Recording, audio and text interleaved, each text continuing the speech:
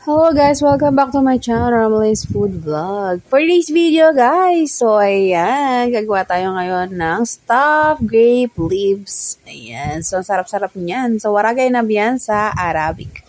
So let's start guys.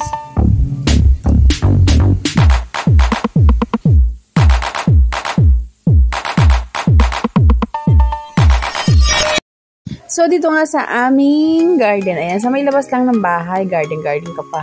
Ayan, so may tanim kami dito na grapes. Ayan, so green yung bunga nito. So, medyo nalalanta-lanta na nga siya. Ewan ko ba kung dala ng panahon o ano samantalang tag-ulan naman ngayon. So, ayan na nga. Ayan, so may bunga siya dito guys. Ayan, and then meron din siyang bunga sa may gawi-gawi doon. Tingnan nyo guys, so ayan, siguro mga 4 years na to. 4 years na tong puro na to. Ngayon lang siya namunga. So, yes, so nanguha na nga pala ako ng mga dahon na ang grapes na yan. Ayan. So, babanlawan natin siya ng mabuti, ng mainam, para mawala yung mga dumi-dumi niya. And then, later on, ay ilalaga lang natin siya. Ayan. So, hugasan lang natin ng maayos. And transfer natin sa strainer para matanggal yung ma-excess water niya. So, ang sarap-sarap nitong dish na to. So, itong warangay na to sa ibang bansa, sa Arabic. Ayan, sa Arab country. So, nag-work pa ako doon. Minsan gumagawa din ako ng ganyan. Kasi para siyang food talaga pang mga occasion nila. Ayan, sa mga sa Ramadan, sa mga kung saan-saan pang may occasion na inaano sa Arab country. So, laging may ganyan.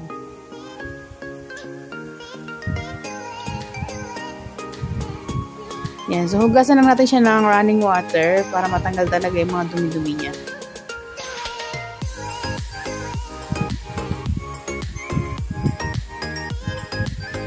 Yan. So, dito nga guys, nagpakulo na rin ako ng tubig. So, ibababad lang natin siya ng mga 1 to 2 minutes lang hanggang bago lang yung color niya.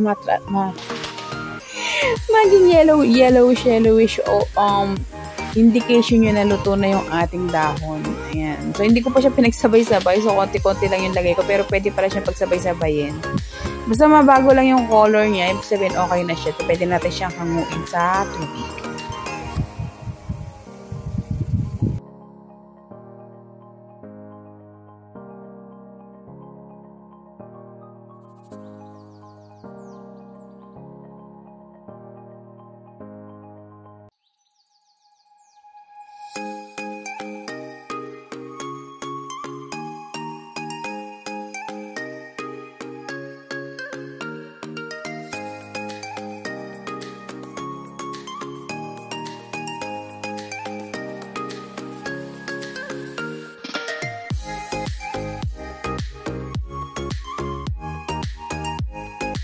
And so, ayan guys nga. So, okay na yung ating grape leaves. So, pwede natin siya i-transfer sa strainer ulit para matanggal ulit yung mga excess water niya.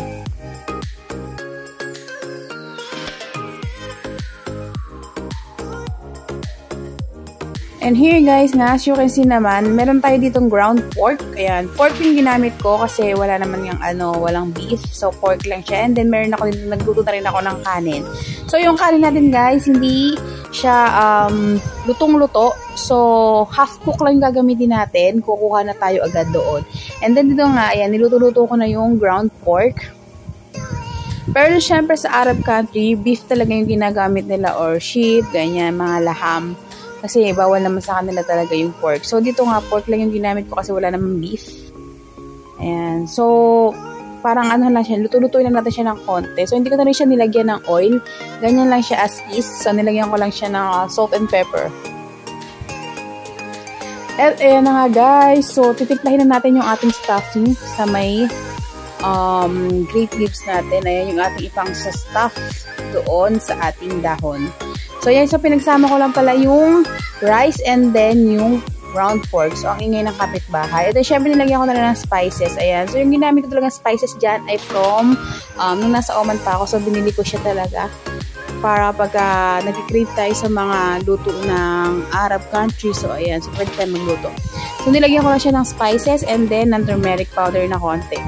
So, nag-add din ako ng salt. Ayan. So, mas masarap sana to kung may hail tayo. So, di ko alam, nakalimutan ko kung, ayan, cardamom. cardamom. Basta yun na yun. Nakalimutan ko English nung hail. Hail ang tawag doon sa Arab country. So, basta yun na nga yun. So, spices din yun na para siyang green. Green na buto. So, ang bango nun at saka ang sarap din. So, ito na nga. Magbalot na nga tayo. Pasasaan pa ba dito rin tayo pupunta? Ayan na nga. So, maglagay lang tayo ng konting rice, ng filling dito sa ating dahon. Ayan. So, para hindi tayo mahirapan, guys, i-form lang natin ng maayos yung ating dahon, ng ating leaves. Ilagay lang natin siya ng maayos para pagka ni-roll natin siya hindi siya tatapon-tapon yung mga kanin. Yan. So, repeat lang ng procedure hanggang maubos natin lahat ng ating mga dahon.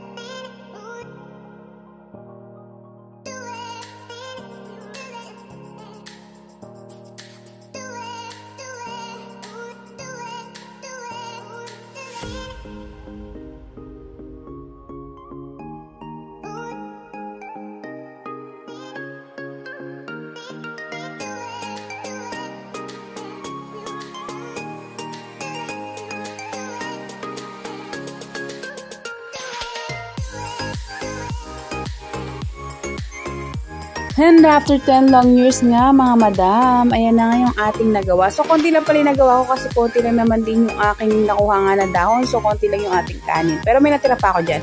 And then, syempre, naghiwa na nga rin pala ako ng potato dito. Ayan. So, lalagay natin dun sa may lower part ng ating lulutuin. And then, nag-extract na nga rin pala ako ng lemon juice. So, yan yung panglalagay natin dito sa ating lutuing dish. Although, pwede rin tayo maglagay ng, niluluto talaga to with olive oil. Ayan. So, pinagkasama yung olive oil and then yung orange juice. So, wala tayong olive oil, kaya yan muna yung ating lalagay. Ayan. So, ilayer lang natin yung ating mga bagay-bagay dito. Ayan. Using pressure cooker, lalagay natin yung ating potato sa ilalim. And then, sa upper part naman yung ating, ayan na nga, stuffed grape leaves na ginawa. And then, right after niya, syempre, bubuhos na natin yung ating lemon. So, yung iba, naglalagay din pala sila ng tomato or kaya ng carrots yan sa ilalim. Yan. So, pero mas gusto ko kasi potato lang siya and then maasim-asim dahil nga may lemon juice at sarap niyan. Yan. So, lulutuin lang natin siya, guys. Pag nag-start na mag-whistle yung pressure cooker, siguro lilesen lang natin yung fire and then mga 30 minutes, okay na yan. Yan. So, close na natin siya para maisara natin siya sa ating kalan. 2,000 years later. And ayan na nga, so after mga ilang minuto lang, luto na yung ating dish na stuffed grape leaves. Ayan, so transfer na natin siya sa ating plate para tayo ay makatikim na.